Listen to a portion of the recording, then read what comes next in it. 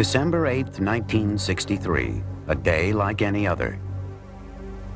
At Aldinga Beach, the annual South Australian Spearfishing Championships are set to begin.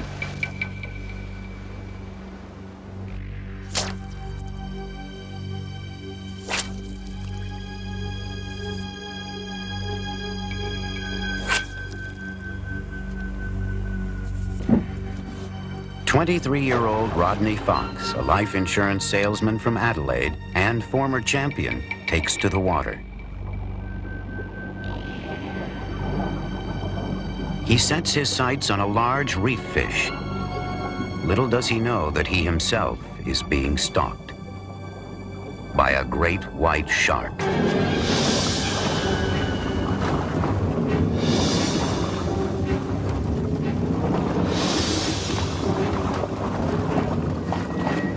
Through a series of near miracles, Rodney Fox arrives at Royal Adelaide Hospital in under an hour. The vascular surgeon there has just returned from an international conference with the very latest in surgical techniques. They go to work on the mutilated body delivered to the operating theater. The shark has punctured his left lung, left clavicle, and diaphragm.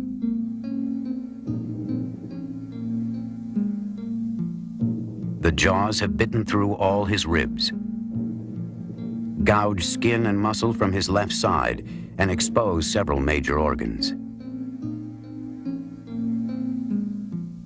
According to one surgeon, had Rodney arrived 5 minutes later, he would have bled to death.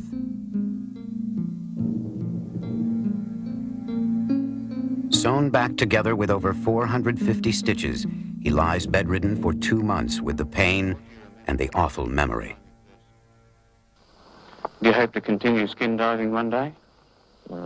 I'll get in the water somewhere sometime, but I don't know whether I'll go in this gulf here where there's been 2 or 3 attacks in the last few years.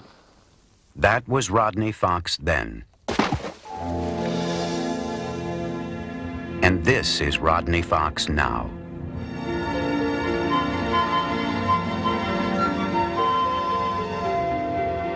Seldom has a single event so radically transformed a person.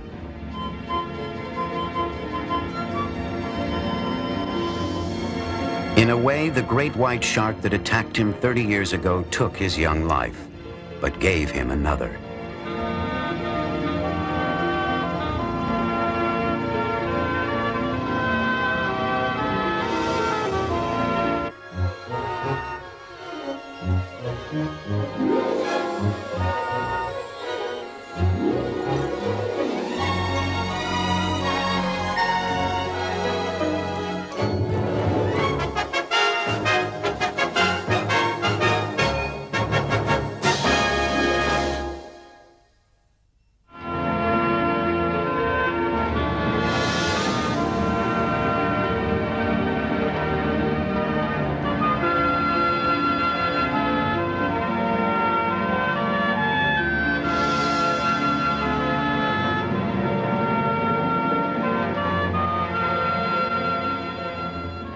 In 3 decades, Rodney Fox has grown from a fearful shark victim into a shark champion and protector.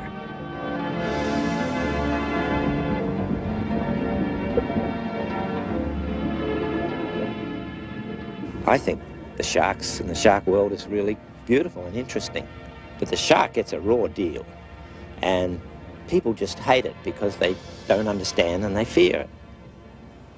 I love to see them flying and gliding through the water, and I think that most people would really enjoy it too if they realized they weren't going to be eaten alive. This from a man who was himself nearly eaten alive. Rodney's life since the attack has been a continuous challenge to overcome his fear by facing it.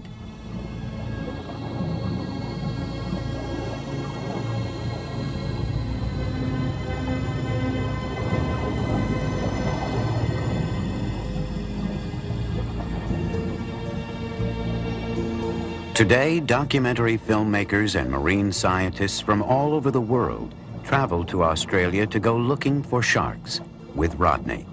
His knowledge of living sharks is unparalleled. Marine biologist Eugenie Clark.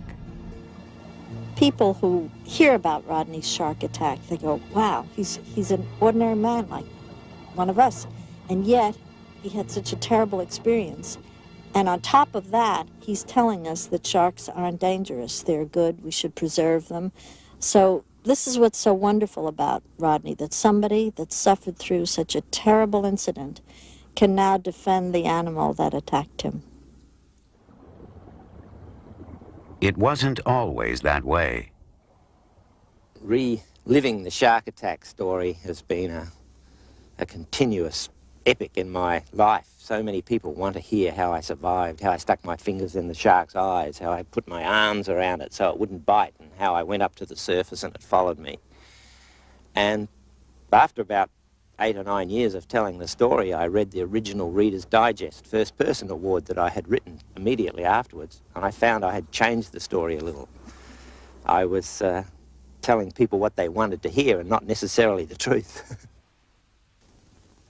Time often affects memory. Here, the story is only 2 days old and not nearly so heroic. All I remember is this big thing pushing me through the water. And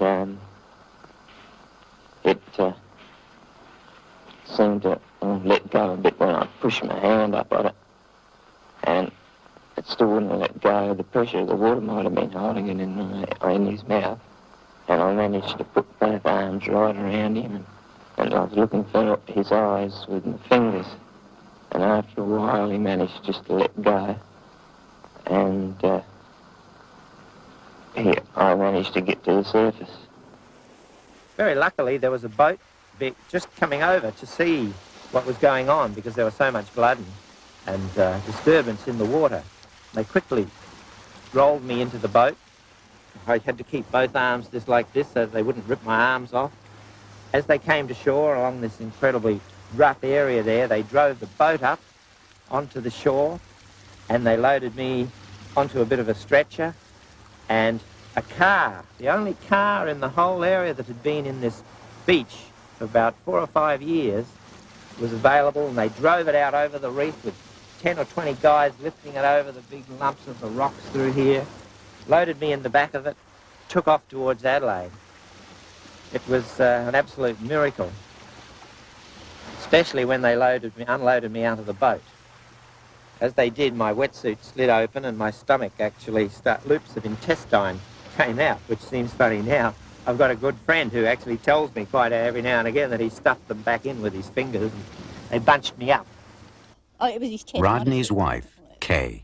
But I didn't know how bad it was for many days afterwards. But by then he was up and breathing and talking, and so, you know, it's only later when they tell you all the things that were wrong, you realise just how close it was. But everyone in the hospital thought he was dying. But I knew he wasn't. His attack drew worldwide attention. Rodney became a sensation almost overnight. The public notoriety would set his life on a brand new course.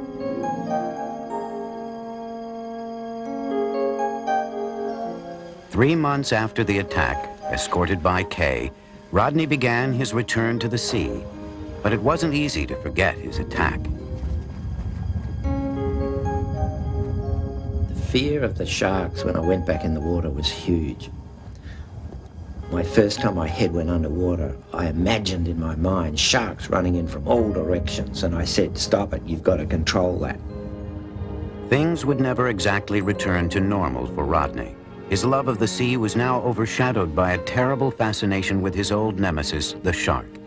In 1965, he helped organize the first expedition to track the great white. The adventure became a docudrama. But danger in the unknown makes man himself the quarry of the most savage hunter of the deep. That great white shark. The white pointer. Great white death. Come on, you bastard, attack. This is some of the first footage ever shot of a great white underwater. Coming in. Now! Doesn't taste so good, that wire mesh. The theme is revenge, a crusade to rid the seas of evil sharks. Gapped, and the battle's almost over. A second man-eater whose jaws will never again menace an unsuspecting swimmer. In those days, people feared sharks because they knew very little about them. They thought that every shark was a bad shark. And there was a big saying at that stage that the best shark is a dead shark. The first film was followed by a second.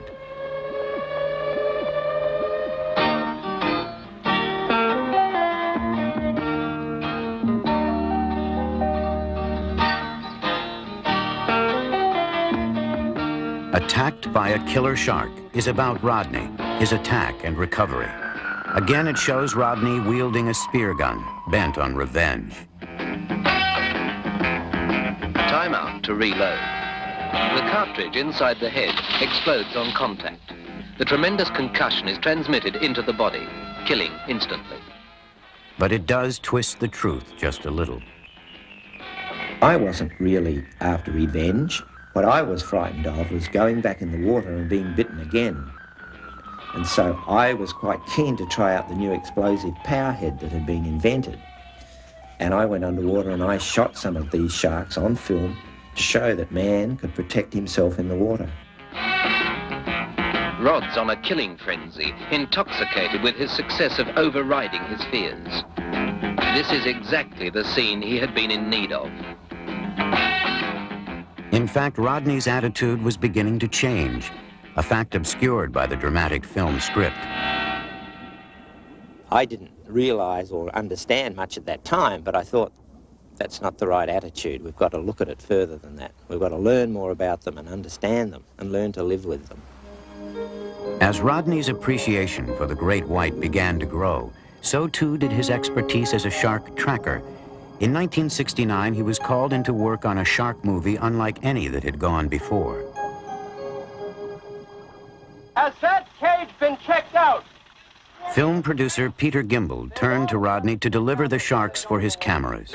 Well, generally, after they've had a taste, they start really to tear into things and really start to be active. And then you'll let us get in the water. I'll push you. The result, the critically acclaimed documentary Blue Water, White Death. In the crew was diver cameraman Stan Waterman. The two men would become lifelong friends. Gotta be 12. Oh, yeah, he's big 12. Look at him, man. Rodney had already done 2 films about the great white, and Rodney probably knew more about how to chum in the great white. Very important, that chumming, the putting out of what is called burley in Australia, to attract him, so that Rodney was the natural man to set up the scene for us.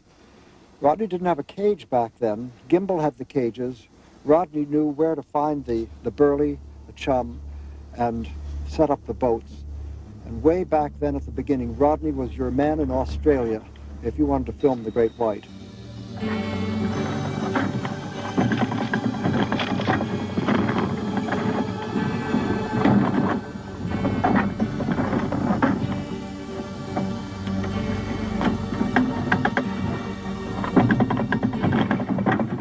Sorry about your cage, fella. Where do you see it? How bad is it? What a mess.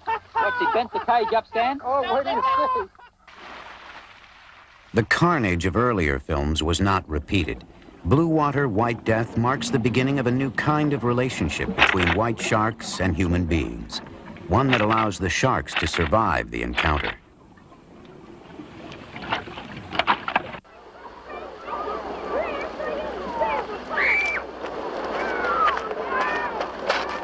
For Rodney Fox, the occasional filmmaking stint was not enough to support his young family. So he took up abalone diving, a dangerous but lucrative profession. It would put food on the table for 18 years. But always the sharks weighed heavily on his mind. of the hardest things was to do over that 18-year period when I was abalone diving was when I had to return to abalone diving the week after I'd been out filming sharks. We'd attracted maybe 10 or 15 great whites around the boat during that week period. We'd had them biting on the cages and taking baits and showing these enormous teeth. And when the film crew had left and everything had quietened down, I had to make my living again and go back in the water, only a few miles from where we'd seen all these sharks. I'd had to put on another hat and say to myself, sharks don't like abalone. They generally don't eat humans. You'll be okay. But the first couple of days, I imagined those sharks were looking at me. And sometimes, when my knee would hit a soft sponge, I wondered whether that was a shark, whether it was a soft shark's belly, and whether it was biting my leg off. But I knew that it was fear in myself. The danger to abalone divers was genuine enough. Some of the best abalone beds were near seal colonies where white sharks liked to hunt. But instead of killing the sharks, Rodney and his colleagues designed a protective working cage for the abalone divers.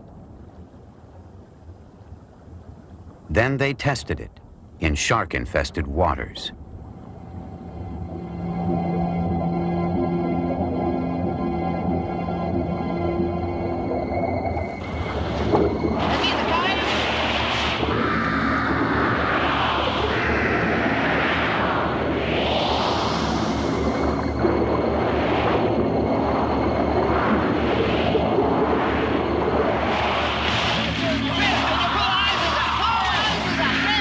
Watch out for that. Come on, quick. Hurry up. Quickly. Push back again.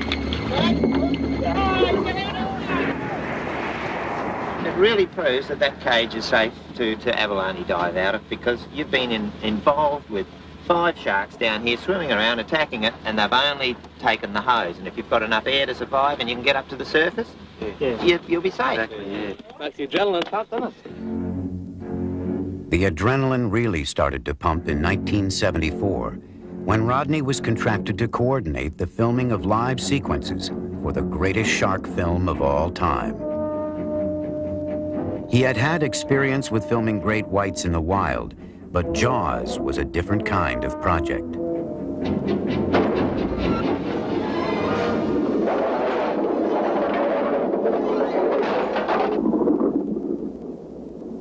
They'd sent over a small stuntman, a midget diver, and a small cage so that the sharks would look bigger, because Jaws, of course, Bruce was a 25-footer and our sharks were only 14-foot. And as we were dressing the little guy, one of the sharks came in and grabbed hold of the propeller on my boat and actually shook the boat physically. And it was well over 14 feet long and a very strong shark. And as it swam along the side, I'm saying to Carl, quick, get in the water, get in the water. The cameraman's ready, here's the sharks. And he's saying, no, no, no. The stunt diver wasn't the only one who didn't want to go in the water. Jaws was great entertainment, but the public was terrorized, and the perception of sharks went from bad to worse.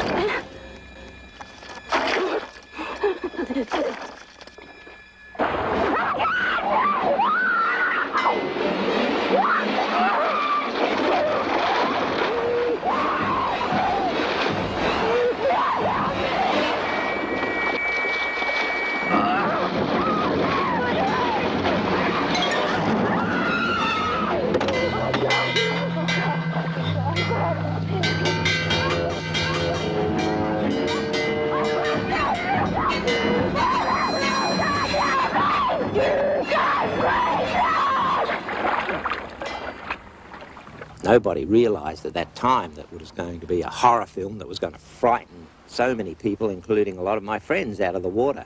I had people say to me, I wouldn't even go in the bath now after seeing the film Jaws.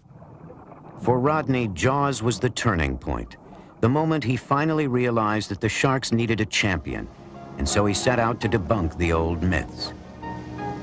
He started a business, an expedition business, taking filmmakers, scientists, even tourists out into the South Australian seas for face-to-face encounters with the real great white sharks.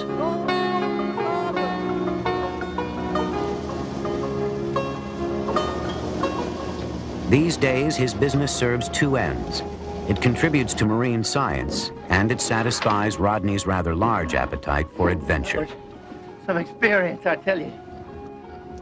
This scientific expedition will drop anchor in the Neptune Islands off the rugged coast of South Australia to find, film, and study great white sharks.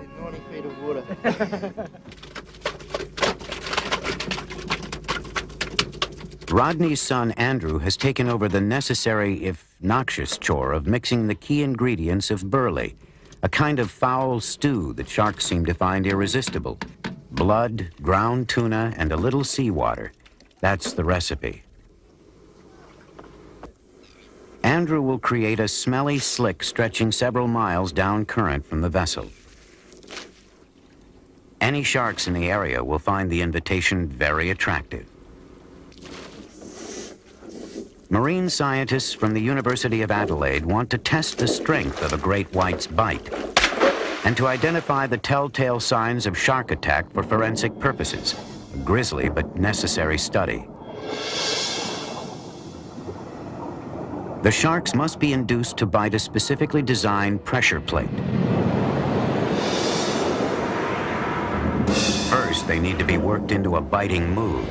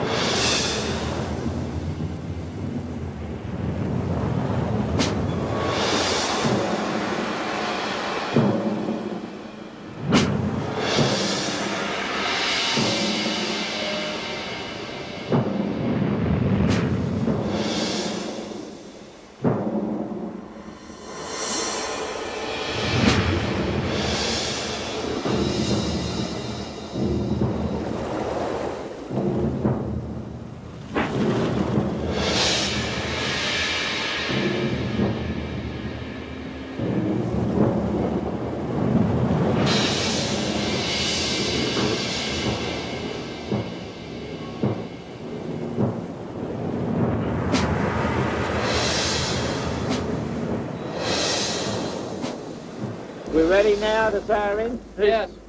Okay, drop her in, Andrew. Now that the shark has the idea, he gets his tuna on a plate. Keep it in the air anyway, because he's a bit cranky. Woo.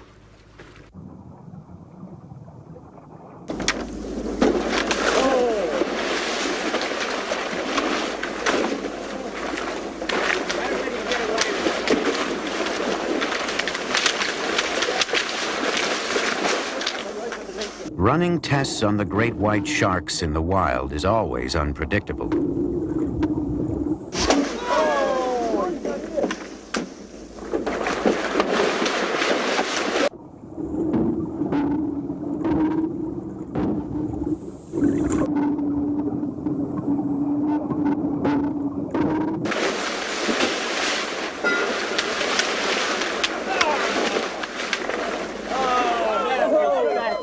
We should have an impression on there. The plate is designed to measure pounds of pressure per square inch. How are you, boys? We're out of the calibration range here. We'll have to recalibrate this. Did you get it? It is amazing. You know, we're looking at the test strip now, and that looks as though that's more than this one is 500 kilograms, 1,000 pounds. 1,000 pounds. That one's more than 1,000 pounds. 1,000 pounds per square inch, enough to puncture metal plating.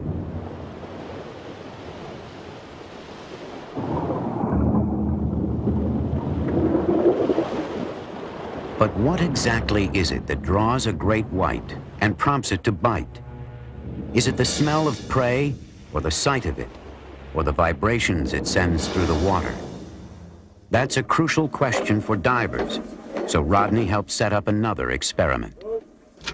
What I hope to do here is to really work out whether the great white sharks are interested in humans, whether they can actually see that there is a shield, an unseen shield there, whether they can detect that, and whether they may be interested in the fish or sound and with it just to see just what they are interested in. They swim around and around so many times the cages without biting, and we haven't had any true results. In order to test sight, Rodney will use a cage of 1/4-inch Lexan plastic to give the sharks a clear view of his shape. An underwater speaker will test for sound, broadcasting low-frequency vibrations to simulate the vibrations made by moving prey. Intermittent.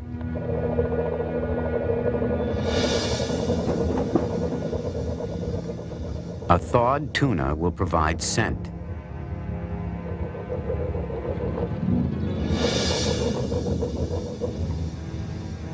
Will the shark show any clear preference? Which one will attract them the most?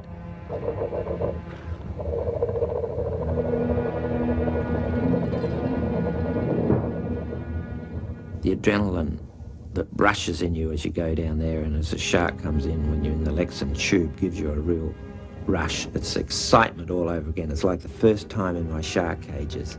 It's exciting, and my heart, you can feel it a little higher and beating a little faster as you realise that you are part of an experiment, that the sharks don't really know whether they can get at you or not. It was quite unnerving, really, because I felt like I was naked in the middle of a street with a shop window and with everything exposed.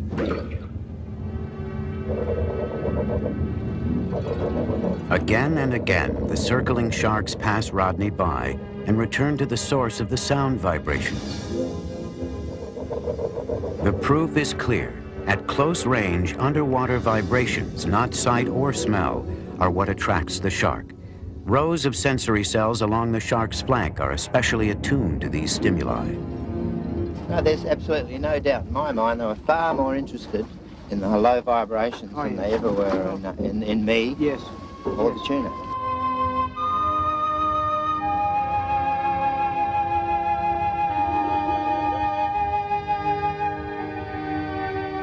The more Rodney has studied them, the more he has come to learn about sharks. The great variety of sharks, all 370 species of them. I get lots of pleasure from looking at the different species of sharks, from the carpet shark that lays on the bottom with his frilly mouth,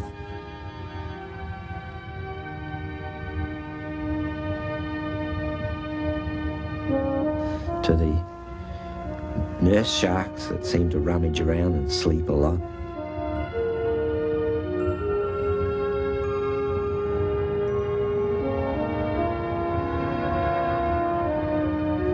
To the beautiful whaler sharks and the bull sharks and the silky sharks and there's so many, the mako sharks and the great white sharks. It's all of them have a different field, a different way to swim, a different way of life, but they're all beautiful the way they swim and glide and fly through the water.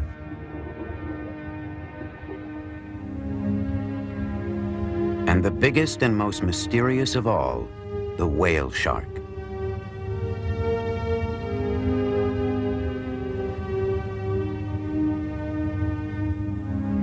It's not just the largest of the sharks. It is, in fact, the largest fish in the ocean. But despite its menacing size and appearance, this is among the most gentle and benign of all sharks. It eats plankton, not people.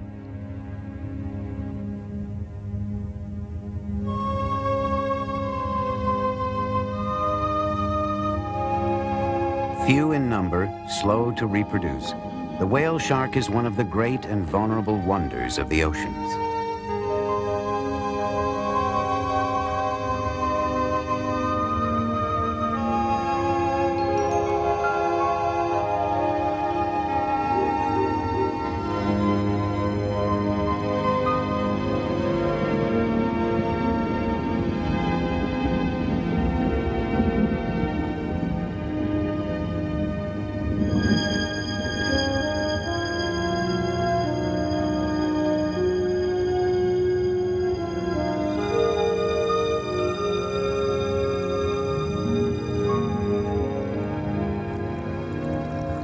Whale sharks, to the diver, have been one of the greatest pinnacles of sharks in all the the oceans of the world. They were the largest shark.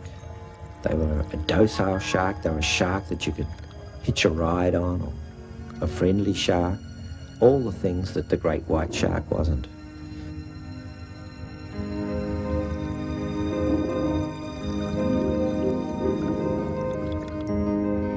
Growing to over 50 feet and 20 tons, the whale shark is so big that it supports other fish, like these remora. They hitchhike harmlessly on the whale shark and eat the food it leaves behind. Ironically, the most visible fish in the ocean is also one of the least understood. No one can say where or when these sharks reproduce, or even how old they grow to be. But some scientists believe they live as long as we do, roaming the tropical oceans in search of food and occasionally each other.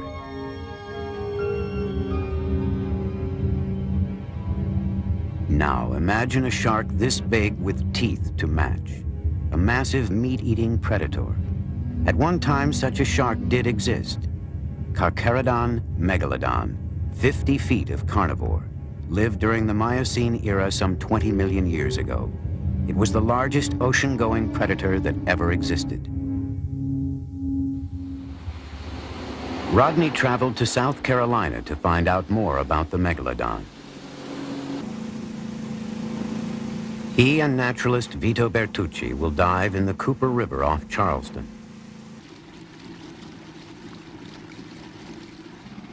It's a dangerous dive, but this was a hunting and dying ground for Carcharodon megalodon, and his fossilized teeth lie embedded in the river bottom.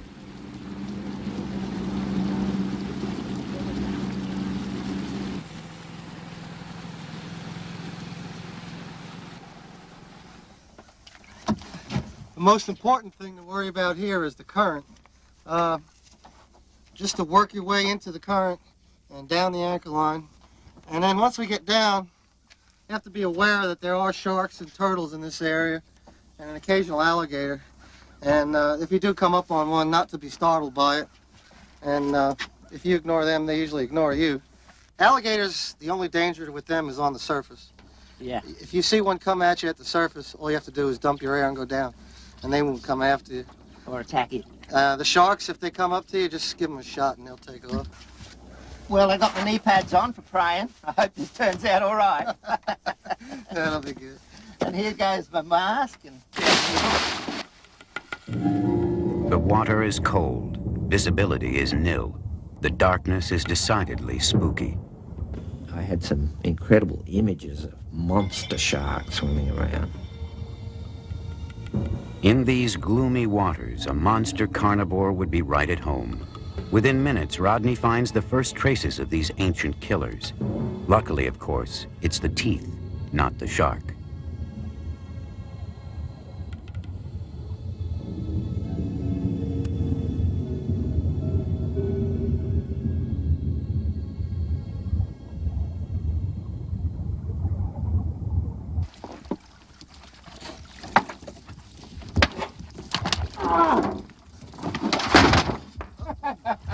You okay? Yeah, fine. I don't know if I can get up here very easy. That's the best way. Just leave your gear on the floor. How do I get this helmet off? Oh, I feel a bit like Houdini. Why are they different colours? This one was in the sand. On the sand? Yeah, in the sand, and these were in the mud. In the mud, like a bit further away. Yeah. You know, when I was heading down there with you for the first time, I thought, what am I doing here? It was dark and crazy, and I'm pulling and I'm spinning sideways on the rope down there. And it was only when I saw the bottom come up slowly that I realised there was a steady bottom there. And I thought, I can't give up now because I can't get back in the boat.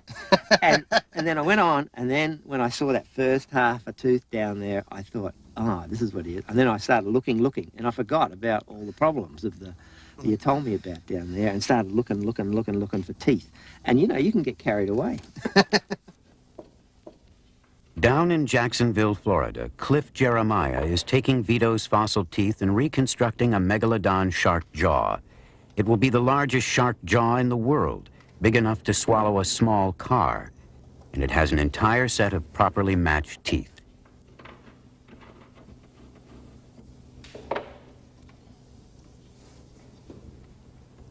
It has taken Vito 19 years to collect the full set.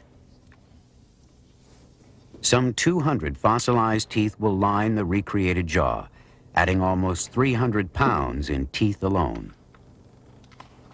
Shark teeth, of course, stand out so much so, that white, pointy, ivory things, knives against their grey body. And of course, if you had somebody in a room pointing a revolver at you, you'd look at the revolver too, because it's the sharp pointy and the point that's going to cause all the trouble. Shark teeth are compelling. It's difficult not to admire them and react with a shudder. The only part of the shark skeleton that's not cartilage. These razor teeth are used to dismember and devour prey. But despite our worries, only rarely is that prey human. First of all, the word shark is such an enormous pull on people.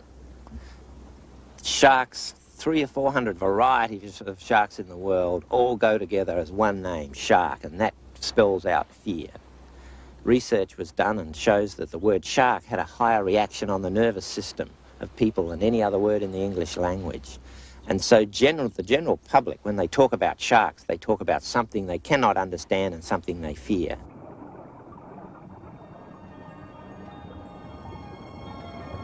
In fact, sharks are not all scary. Only a handful are any kind of threat to people. What they are is vitally important to the oceans. As top predators, they help maintain the entire balance of the underwater world.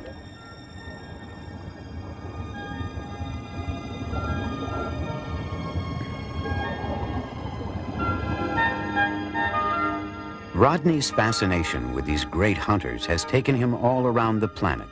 His quest? To learn still more about sharks. And it's a quest that never ends. All right, we're going to place the mask on, and the way to do that is to put your chin in first, and then we'll pull this strap over the top. Here at Walker's Cay in the northern Bahamas, Rodney and Dr. Eugenie Clark have come to swim with reef sharks in the wild. On this dive, Rodney and Eugenie are wearing special masks that allow them to communicate underwater.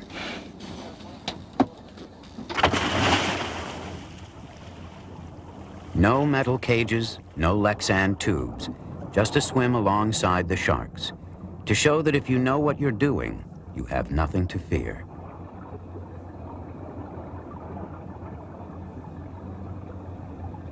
They've picked a dive center where frozen fish remains are put out to lure large numbers of sharks for the divers.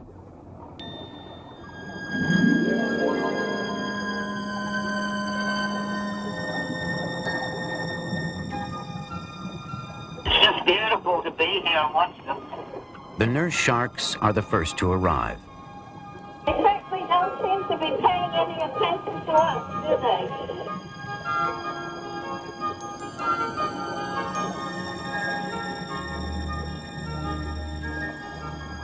Food or fish? What sort of food or fish do these nurse sharks normally eat?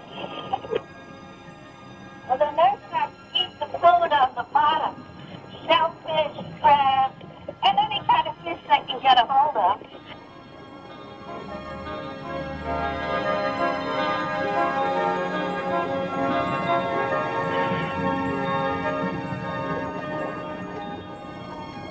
Genie, eat your hair. What's that? They're trying to eat your hair, Genie. Trying to eat my hair?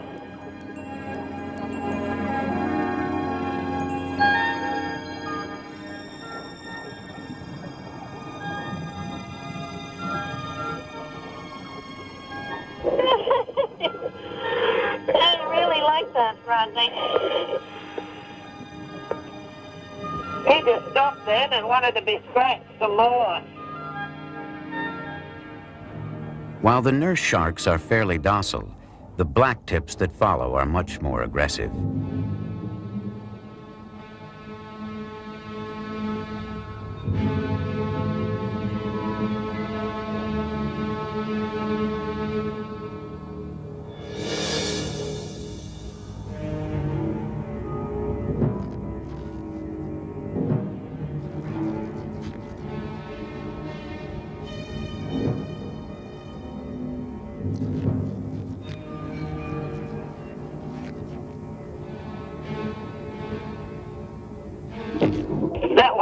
tried to bite me on the camera, so I suppose they are dangerous.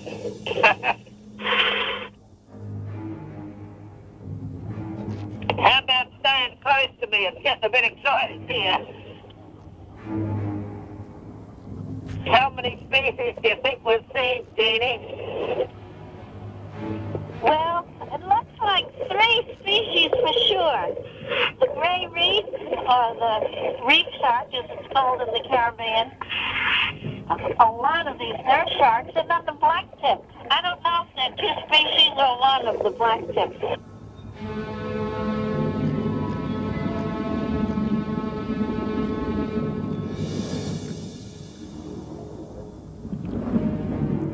Yet even the blacktip and gray reef sharks seem more interested in the food than the humans. There are almost 80 sharks feeding simultaneously, and for the most part, they simply ignore the divers. Funny how when we're down here with them the way we are now, we both stop feeling that there's any danger at all in the situation. We're just so fascinated with watching them. In fact, today, people threaten sharks more than sharks threaten people.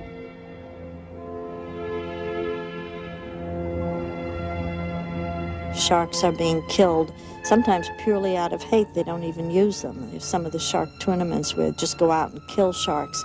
But I think we're getting away from that. There's too much now in television and magazine articles and books, and people like Rodney Fox who are telling people what good sharks can be, and who are living examples of how, if you understand a shark, you can go on swimming with them, and they're not to be feared and hated. They're just sniffing like little puppy dogs, aren't they? Some sharks you can swim with, some you can't. It takes some education, experience, and common sense to figure out which ones are safer than others.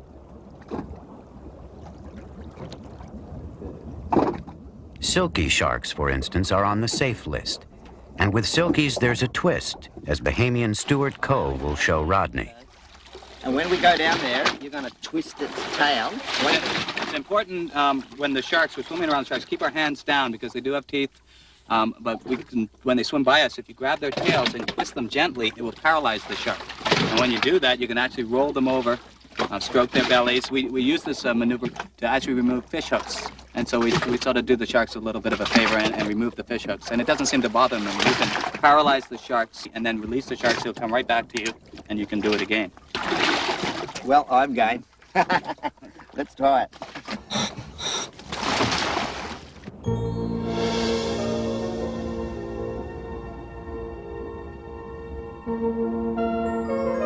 Silky sharks are so called because instead of the usual rough shark skin, theirs is smooth, as silk. Reaching up to 9 feet in length, they inhabit the waters off Nassau to the south of Walker's Cay.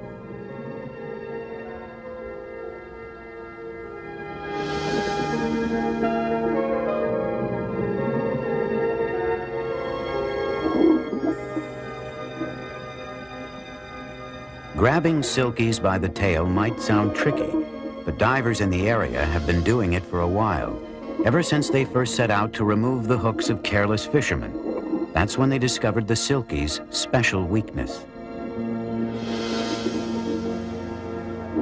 It's called tonic immobility, and it's a quirk of the shark's nervous system. A kind of temporary paralysis brought on by twisting the shark's tails and flipping them over.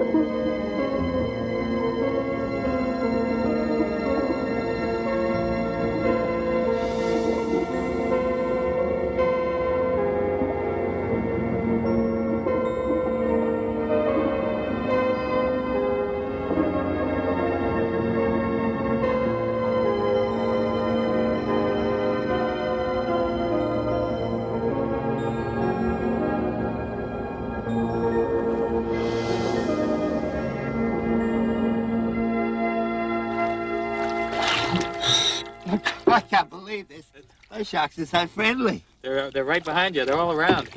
That's incredible. Have you ever experienced anything like that before? So silkies are friendly. Nurses are okay. What about any others? You got any other dangerous sharks? We got no dangerous sharks in the Bahamas. Yeah? Fortunately, 2 weeks ago, we had a longline boat come into our area and target our shark dive, and out up in the reef area on the inland sites, and caught 35 of our shark population, and they all had different names, and they were like our kids. It was like having your pet dog killed, and we had a great affinity, a great affection for all these wonderful sharks. Well, after that great white shark got me, I really knew nothing about sharks, and here you are, you know, this is one of the 350 varieties of sharks in the world, and you just have to find out which ones are potentially man-eaters, or man-biters, as they say. I'm less frightened now than I was before my shark attack, because I've learned to find out which ones are dangerous and which ones aren't, which ones you can handle, which ones you can swim with. I think they're beautiful. Hi, Joe. Felicity. Margaret. Boys and girls. Many different shapes and sizes. Come on. It's my belief that education will stop this massacre of all the sharks and the massacre of our oceans. There's a great updwelling amongst people now to say, hey, let the sharks live. Let's learn more about them. Let's find out how we can enter the waters without having to kill them all off. And it's the education of our younger people now, and I see a large uprising of it. Young 6- and 7-year-olds saying, don't throw any plastic in the water, don't do this. Why are you killing that shark? Why is that photograph of a dead shark? It's really great to see that we are starting to let our seas live. For Rodney Fox, the past 30 years have been a journey with the shark. It was a voyage that started in one terrible instant. A voyage into the face of fear.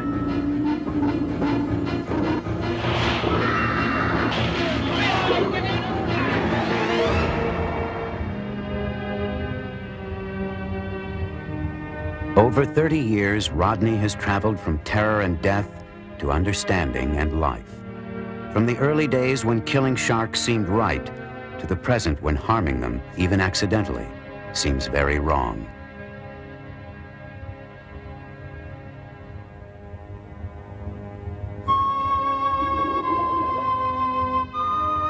In a way, he was chosen on that awful day 30 years ago to speak for the sharks. Chosen for a special lifelong bond. For while the great white would put one mark on his body, the next 30 years would leave another on his soul. 30 years ago, I had no idea I'd be dragged into a whole lifetime of study of sharks. And when I look back now, I realize that, and feel quite proud that I've worked with so many interesting people. And what I've tried to do over that period of time is to get the respected filmmakers and the scientists that know what they're talking about to learn more about the great white and get them to portray that the shark isn't a bad shark, that we have to learn to live with it and not just kill it.